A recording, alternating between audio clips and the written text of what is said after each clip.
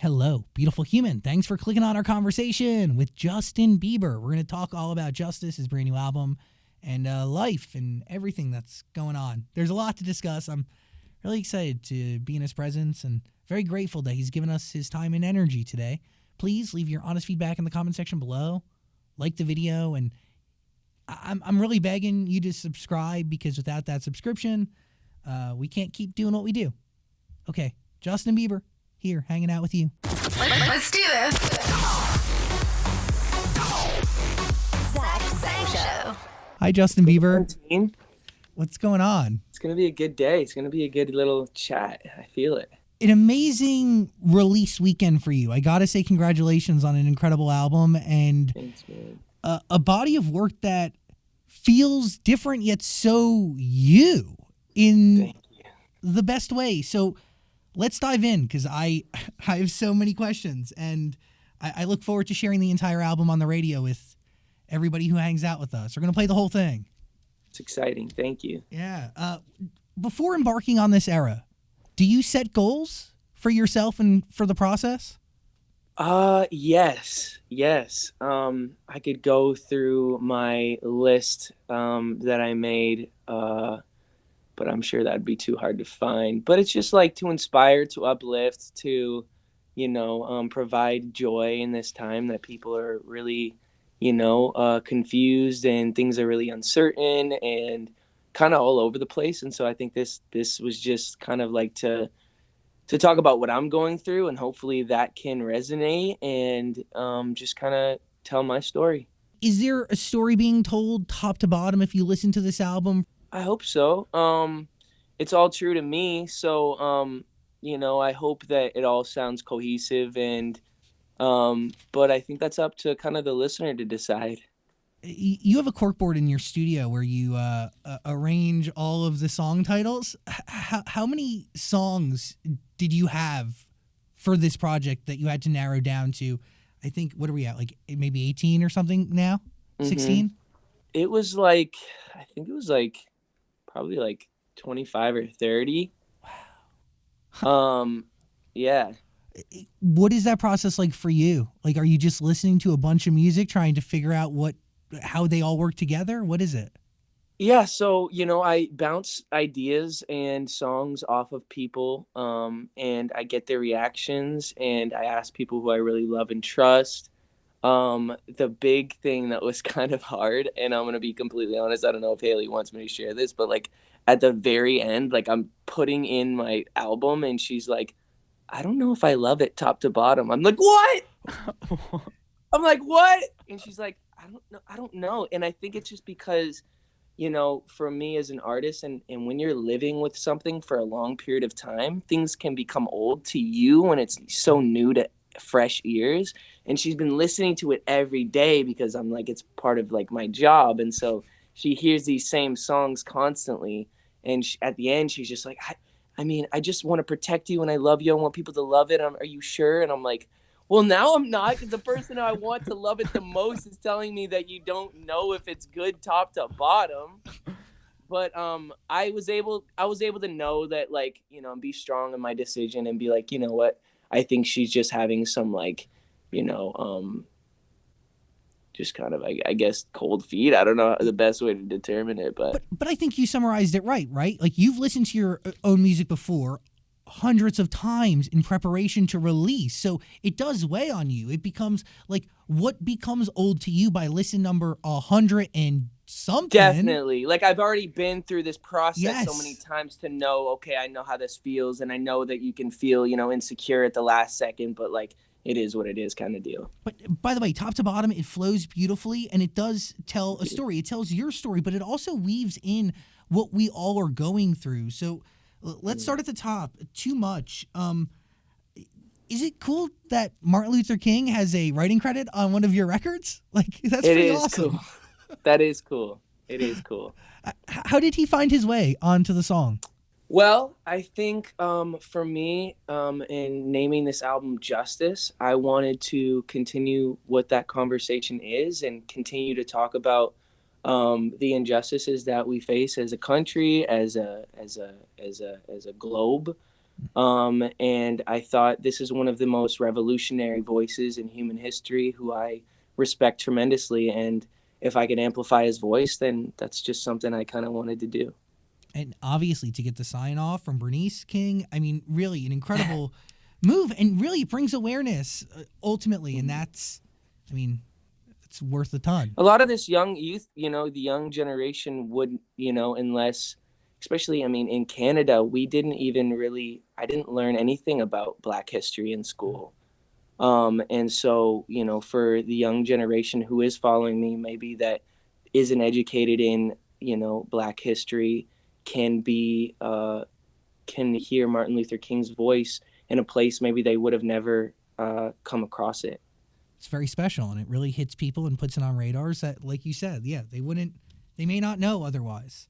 And For sure. yeah, it's very special. Thanks for doing that. Thank you. A lyric in Too Much that sticks out to me is, I still relive that second I met my biggest blessing. Is that something that you think about often? I still relive that second I met my biggest blessing. Yeah, I think, sometimes as challenges come at us in all shapes and sizes, sometimes it's reflecting on the blessings in our life that get us through those chapters. And so, yeah, sometimes it's like, if someone who I'm going, is going through some stuff and I'm dealing with whatever issues I'm dealing with on a day to day, like thinking back to, wow, like I prayed for a wife. I wanted, that consistency in my life. And here I have this beautiful blessing in my life that often can just be overlooked because we're just, living together day by day. And, challenges come up and insecurities come up, and you start to kind of take for granted the person that is with you. But if you can remember, like, hey, I prayed for this moment, I prayed for this person, and here they are. That's kind of what that song is. What does it mean to create this art with somebody like that next to you, by your side, riding or dying with you? I mean, you bring it up in Die For You. Like, you're creating in a different headspace today that, I mean, obviously Changes reflects that too, but it's different than it was previous, correct? Totally. I think just becoming an adult and realizing what is really important in this life. And, if I'm going to continue to do this thing that I'm doing, releasing music and facing the scrutiny that comes with it, what is my reason? What is my why? Why am I continuously putting myself on the line to be criticized? And, there has to be an ultimate goal that far exceeds the painful reality of people's opinions. So I think for me, that is identifying my why. And for this, it was, let me, I have access to go to the studio, and a lot of people right now are losing their jobs, and they don't have, they don't know where their next paycheck is coming from. And here I have this opportunity to go to the studio and make something with this gift that I've been given. I don't have the gift of, I don't have much of an education. So it's like, but I do have one gift, and that's to make music. And so, like, if I can use that to bring people some sort of rest and reprieve and, escape from their day-to-day struggle, like, that's ultimately what I want to do. And as somebody who's been on the receiving end of that for many, many years, very grateful that you continue to do that. And frankly, I woke up this morning after listening to the album so many times over the weekend and again last night, and I woke up and I was like, I wonder why Justin does this, right? Like, at this point in his life, why? And is it safe to say that your why changes from project to project, or is it consistent that this is a gift? Because when I was watching the Tiny Desk you did, all I could think to myself was like, this human being was born to do this. Like, you were born to do this. So does your why change from project to project, or is it the same why? I think ultimately, like, my perception of how God views me is often like how I stay, full and wanting to continue to, like, push past the, insecurities and the fear that comes along with creating and, like I said before, when you put out a project, you know, there's people that don't like it. And, you know, how do you continue to look for, you know, the positive affirmation, and how do you look for, you know, you know, how do you continue to fight against hatred and against, you know, people's opinions? How do I continue to keep my confidence level up? And I think if I continue to try to please people, you know, I feel like I end up feeling a little bit discouraged, because like ultimately people's opinions are kind of, Dude, they're some fleeting. people are swayed by other people's opinions to where they don't even have an opinion, but if someone else likes it, now they like it. So it's just like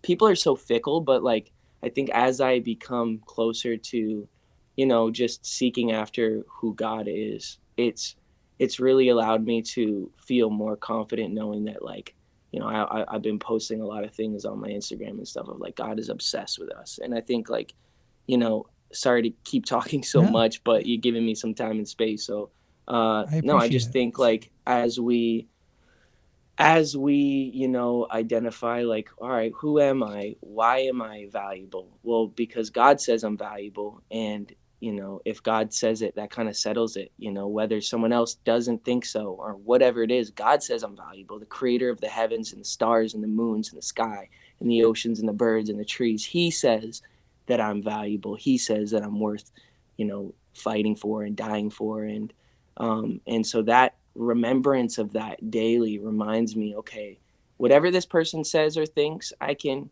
continue to push past it, because I know, you know, that I'm here for a reason. Like you said, I feel like this gift that was put in me was for a reason, and I want to be able to use that and not be jaded by humanity, but just be falling more in love with my creator. Hello Fresh, beautiful human. I'm hitting pause real quick to tell you about a meal delivery service that has turned me into a chef, a winner in the kitchen, which is super hard to do. HelloFresh cuts out all the stressful parts of putting a meal together, grocery store visits, and, you know, I don't know, planning things. It's hard to do. So with HelloFresh, you'll be able to get dinner on the table in 30 minutes or less. And with 25 plus weekly recipes, there is something for everyone. And these recipes are designed by professional chefs. Nutritionists are in there too. You can get vegetarian options, calorie smart options, low carb options. Come on. HelloFresh has options. And I'm telling you, there's an option that's right for you. There's a link in the description below if you want to try out HelloFresh. Right now, exclusively, I'm giving away 12 free meals. 12 free meals. And that includes free shipping. So if you want to try HelloFresh, hit the link in the description, or just go to HelloFresh.com/ZachSang12 and use the code ZachSang12 for 12 free meals. HelloFresh, we're hooking you up with free food. HelloFresh.com/ZachSang12. I'm telling you, HelloFresh is able to turn me into a winner in the kitchen. I promise. They'll do wonders for you. HelloFresh.com/ZachSang12. Happy eating. Do you believe God, the universe, had a role in bringing you together with Jon Bellion? Because the truth is, you are two artists that have changed my life in some way, shape, or form through your music. But you're two artists that are very connected by faith. You know, you have a strong sense of faith. So Yes. what is it like when you connect with him for the first time? Wow. Well, I had this mutual friend, Andrew Watt, who had said, "Hey, you guys are really similar, and you guys share the same faith, and I think you guys would really connect." And blah blah blah. And so I was like, "All right, well, I'm interested in get, you know, because I really trust this person and their opinion." I'm freezing all over the place, huh? Your audio is perfect, though. So you still sound really, really good. Oh, I just feel so bad. But It's okay. anyways, going back to Jon Bellion, you know, I just resonated with his words so much. He's just an extraordinary songwriter in every way, shape, and form. The way he's able to articulate what he's feeling is it's just such a gift. And so the fact that he wanted to share that gift with me, I was honored to be able to sing the songs that he wrote, because they resonated so close to home for me. What is the process like when you hear a song come in from Jon? Is it coming to you fully fleshed? Are you getting lyrics written down? Can you just explain the process behind it? Right. Well, sometimes it'll be really close to what I'm feeling, but not all the way. And so we take kind of the bare bones and we readjust it and we make it kind of make more sense to my life personally. Yeah. And sometimes it can hit kind of right on the money, and there's not a lot that you need to change. And I just kind of go in the booth and I live with the song for a bit. I sing it around the house. I connect with it, and then I go in the studio and I record it. Truly, truly. I mean, Deserve You. Who are you singing to in that moment? Is it Hailey? Is it? It is. It's Hailey. It can also be, my relationship with God, feeling like, what did I deserve? What did I do to deserve, the grace that you give me? But, yeah, it has a lot of parallels with my wife too. It's like when I'm in my thoughts, sometimes it's hard to believe I'm the person you think I am. Mm. And I think that's because, like, as humans, we just are, so can be all over the place. And the fact that my wife chooses every day to wake up and choose me and put me first, and is like, it's extraordinary. Die for You, a record you have with Dominic Fike. The question I do ask myself, and I do have some friends, I look at them and I go, I die for you. Can I put into words why? I don't know, but like, how do you know somebody's worth dying for? Have you asked yourself that at any moment in life? Wow. Well, I think everyone really is worth dying for, to be honest. That's kind of the fundamental truth of what I believe as far as like my faith, that Jesus died for everybody. And so it's just a kind of a faith journey of believing whether that's true or not, and how that kind of can change your life. And that's everyone's individual faith journey. But for me, just accepting that has changed my life, because I felt like, I kept kind of failing myself in a sense, not to get too deep, but just like, I just kept feeling like every time I try to be a good person, I let myself down, or I let my wife down, or I let this person down. And I'm just like, well, if I can just believe that God is changing my heart every day, I can just do the best I can. And that kind of goes hand in hand with the whole project. It moves on to Take Me, or As I Am, the song. Yes. It's just like, take me as I am, and I'll do the best that I can. It's like, I'm going to give you all I can, but you're just going to have to accept the flaws that come with it, kind of deal. But that's love, right? Like, Mm-hmm. that's true love. And to a certain point where you love the flaws that the people have, it's acceptance, Mm-hmm. and it's love that's unwavering. Mm-hmm. I know there's a cool story behind Peaches. Can you talk about that and where the song came from? Yeah. So I was in the studio with Andrew Watt and Shawn Mendes, and we were just sitting and playing music and vibing, and I came up with this melody and these little words that it was just like, I get my peaches down in Georgia, da da da da, get my weed from California, and I had this melody, and I just kind of like, I never really thought, I thought about it again, obviously, because I was on an Instagram live. Excuse me. And I just started playing that song, or it was either that or I put it up on my story or something. But I just started playing the little chord progression that I had made up, and sang a little piece of it. And one of my producer friends seen it, copied it, pulled it into Pro Tools or whatever beat station they made it in, and took it off of Instagram and made a full beat out of just a little piece that I made a full song. And I heard it, I was like, whoa, that is actually really incredible. And so I took that, I re-recorded my vocals, I sent it to Giveon, then sent it to Daniel Caesar, and then we had a full song, and it just happened kind of organically like that.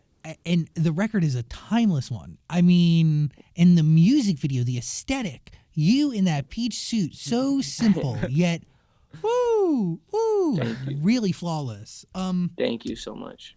Where is your source for the light? You go right to it. What is your source?